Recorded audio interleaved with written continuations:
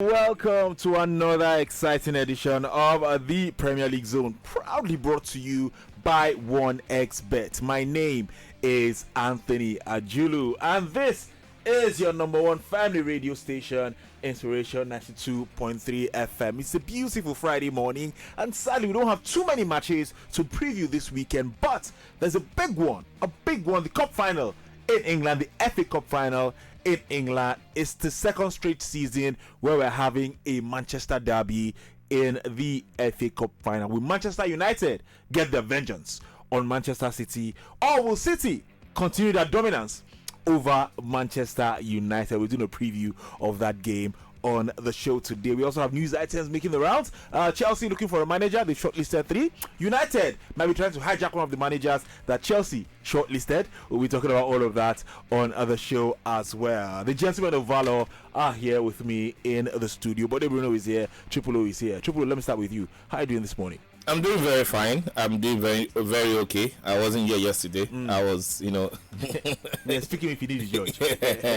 Well, I'm here today. But it was good to see some of our colleagues. But what's going on? How are you doing? Very well, thank you. Spent most of the morning trying to learn the old national anthem. Since the National Assembly has said we should go back to the old anthem, so I've been trying to learn that. And also looking forward to the FA Cup final this weekend. Are you sure? Go back to the old anthem. Oh God.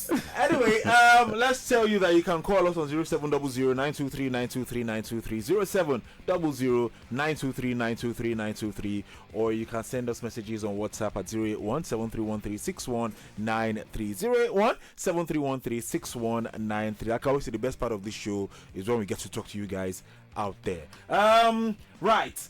You can also tell us what you think will happen in the FA Cup final this weekend. Should we do a predict and win? Let's do a predict and win. Send us your predictions on WhatsApp, and we'll see if you get it right. Manchester City, Manchester United. How do you think it will go this weekend? During the time of the show, once we're done. It ends. Don't come and send us prediction on Saturday or in the night. Some people will send their prediction around 1 o'clock. No, let's do it on WhatsApp. Okay. We can throw it to Twitter as well. We can still put it out there on Twitter, but you know. I will say if we are going to predict City will win and just get the correct score. No, it's correct score now. Correct score. We're not doing just obviously City are favourites and they will win. I get that. That's just me. Anyway, maybe not. Let's head into that game, buddy. Okay. It's 3 o'clock tomorrow. Okay. But sorry. I apologize on behalf of Anthony. I can't be bothered. It's 3 o'clock tomorrow.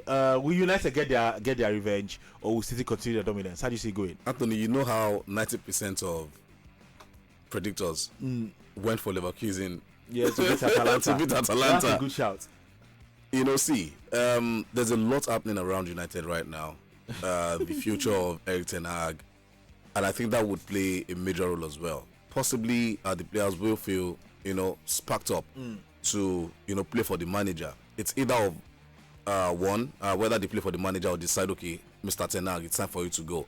And United are, gradually getting to a good place in terms of players back from injury as well. At least there will be some level of stability in defense. We might have a Martinez, Varane appearing in central defense. Both are back. They've been training, and Martinez have had a couple of games under his belt as well. Yeah. And we'll take our minds back to last season when both met in the final. It wasn't as one-sided as everyone expected it to be as well. City won 2-1, but they were made to work very hard as well. What United need to avoid is allowing City to score an early goal. Okay. And once they can do that, anything can happen. But for City, maybe they would have enough motivation to want to, make it a double as well this season. But again, it's a derby. It's a cup final, not a league game. So I'm expecting United to go out there, put it all on the line, and at least, end the season on a proud note. Okay. But unfortunately, it's Manchester City. They're just so difficult to play. Let's take a break. Let's take a word from 1xBet. We'll come back. We'll continue our preview. I want to ask you guys a few more questions as to the approach United will take tomorrow. But after this break from 1xBet. Welcome back to the show. 0700-923-923-923. Number to call 08173136193 to send your WhatsApp messages to. For now, we're still talking about the FA Cup final. Let me come to you, Triple O. United are underdogs. I don't think anybody can even deny that one, or United fans out there can deny that one. City going to this one as favourites. what is the approach for United tomorrow? I'll tell you why I asked this question. Earlier in the season, or I think a few months ago, Arsenal went to the Etihad and were defensive, and they've gotten a lot of stick for it. I think first stick at the end of the day, because it's a league match, go out and get 3 points and all of that. But this one is a one-off. Hold on to a 0-0 draw, take it to penalties, you win the FA Cup. Style doesn't matter. Should United try to be defensive this weekend, or should they try and take the game to City? I think I would say they should approach this game, the final, the same way they approached the 3-1 loss against Manchester City. In as much as they lost that game eventually, they started really well. They could have, taken that game beyond City. So they should go out and play. Yeah, I think United should go out and play while also keeping it tight at the back. It now boils down to individual discipline. They have to play together as a collective. They have to be very compact. And I think what will win this game for United will be the in-game management ability of Erik ten Hag, if he has any. If there's any in-game ability, in-game management ability, in-game decision, because you might go with one plan and things might change. A goal from the opposition team can change everything, can change all the plan. So will ten Hag, when that time comes in the game, will he be able to also make a move? Because it's like a game of chess. Yeah. Once a move has been made to counter your initial plan, you should always have a way to find your way around it, solve it, and all those things are the things I think it will matter for ten Hag. He might still do everything and still lose, but to give himself a chance, in-game management is also very key in that final. As a United fan, I have to ask you this one: who is the player that has to come good for United tomorrow for them to have a chance? Who's the player that has to play out of his skin tomorrow? Each and every one of them, Anthony. But what if you have to pick one player? All of them. Honestly. It's all of them. See, Okay. for City, you can say Foden, the Foden can Haaland, pop up. But again, United do not have a lot of quality at the level of Manchester City. Okay. And when you say, okay, Bruno Fernandes has to step up. Now, how about the playing pack? How about Haaland? No, Haaland has even found a way has found to a pick way, up in the yeah, last absolutely. couple of games. But again, like the reason I said, each and every one of them have got to step up. They have to play for each other. It's about defending as a collective and attacking as a collective as well. All right, let's call Because if not, City will tear them apart. Let's call it, buddy. I think 2-1 United. 2-1 United. I like that. Triple O. I think City will score 3 and they'll win. I don't know the number of goals United will score. Chelsea have shortlisted 3. Enzo Maresca, Kieran McKenna, and Thomas Frank. Like some people call them Mascara Ikenna. And we'll find a name for Frank as well. But are these the best options for Chelsea? Triple O. Let me come to you first of all, very quickly. You know where I stand. Given what's in the market. But given, it's not about what's in the market. There are top coaches in the market. But given what they have, chosen to go with, what they are looking at, they've made it obvious that they are not looking for the top coaches. They are looking for young managers that are the yes sir, yes ma kind of coaches that will not disturb them, that will not trouble them when they want to make major decisions concerning the team that they are coaching. They are practically looking for puppets. Amongst all of them, I think Who's the best amongst all of them? That's the question. if you, I'll go with maybe Maresca, even though there's a Thomas Frank with the Premier League experience and all of that. I don't know. See, the 3 of them, they're no rich. Now, why he had for me. But we hear that we're reading in some quarters that Erik ten Hag will be sacked as manager of United, regardless of what happens in the FA Cup final. We hear it's been decided. Now we also hear that Kieran McKenna has had contact with United. His agents have been, or his representatives have been spoken to by Manchester United in view of taking over the United job. First of all, where do you stand on that as a United fan? I'll ask my next question.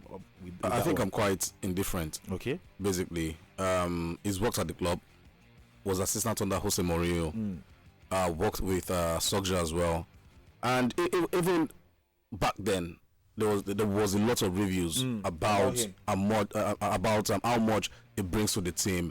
As a head coach of United, is he ready to, sit on the burner right now because it's not it is not an easy job. No, United job you use learn work. That's what I would say. It's like a poison challenge basically. That's what I would say. When the top guys have come in and struggled, is it ready to face the pressure? Yes, it's a different regime at this point in time, but at least United is still United. The controversies would always pop up, the criticisms. When these things happen, can he actually handle it? That's the big question. But in terms of, has he got the talent to some level? I think he has. Let's go to the man who is supposedly leaving. Where do you stand on that? Do you think maybe they could have given him? It's not confirmed yet, but again, the sources I'm reading it from are more or less trusted sources. Could they have given him more time? Personally, just like I wanted Chelsea to give Poch at least another year, to go through with his philosophy. I think it's as well. Something can't just go bad overnight. Last season, everyone waxed lyrical about, okay, he's brought some level of stability at United. But this season, you look at the injuries, you look at the off-field drama as well. But again, where ETH hasn't covered himself in glory is the fact that it doesn't really have a plan B. Okay. When his starters are not available, then it's a big problem. And tactically as well, on the pitch, we barely saw any input of a philosophy. Basically, it felt like it was survival football. Guys, let's go there, let's defend as a unit, let's ensure that we do not concede first, and all of that. But you'd want to see clarity as to how the team is playing. And if you ask a lot of United fans, they've not been pretty impressed by what they've seen from United this season. All right, we'll see how that goes. Let's go to Lucas Paqueta because apparently he's in big trouble. He's been charged with breaching the Premier League's betting rules with regards to 4 matches from 2022 up until 2023. A match involving Aston Villa, Leicester City, Leeds United, and one other game I can't put my finger on. But now he's not the one who actually bets on these games, but there were unusually large bets placed on him in his village in Brazil, the village of Paqueta. He's trying to help his village. His village in Paqueta. It's the village of Paqueta in Brazil. People placed large numbers of bets on Lucas Paqueta getting yellow cards in 4 different games, and in those 4 games he got yellow cards. But is that enough? It's not unusual. It's not. He has until June 3rd to come and explain. They should come to Nigeria. They have a lot of people who do bets on this guy too. The Aston Villa captain. John McGinn? No, Douglas Lewis. Who seem to, collect yellow cards. Yeah, but if your village people are betting on you to get yellow cards, and indeed you got that yellow card. And Anthony, I had to come in here. 2 of those yellow cards, we saw them. They were, I say something in mind. They were unnecessary. It might just be a coincidence. 4 times. It might just be a coincidence. He faces a 10-year ban if he's found guilty. Because now, if he's found guilty, if he actually did this, if he was involved in it, then it's more like match fixing. Look, whether or not, in career, I don't think that 10 years. Guilty, it looks very suspicious. Very suspicious. It looks very, very suspicious. If the evidences are not there, if you can't guarantee link him directly to the fact that he's gone out to tell people, in the 72nd minute I'm going to pick up a yellow card. All this if they do now just or maybe his village people called him and said, we don't bet on yellow card. Let's take another one from one expert. You don't want us to do you. One bloody Paqueta City. There's big money on this thing. You don't want to see us in your dream. Yellow card. Let's take another from one expert. We'll come back and focus on your calls and your messages. Did you enjoy this video? Hit the subscribe button for more. Leave a comment and like. Thank you.